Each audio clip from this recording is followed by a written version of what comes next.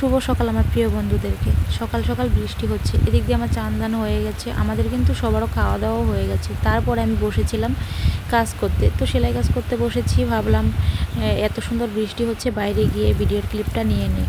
এই দেখো বাইরে এসে আমি ভিডিওটা করে নিলাম আমার বন্ধুদের সাথে শেয়ার করব বলে। তো এত সুন্দর বৃষ্টি হচ্ছে, মনে হচ্ছে একটু শুয়ে ঘুমাই, কিন্তু ঘুমানো যাবে না।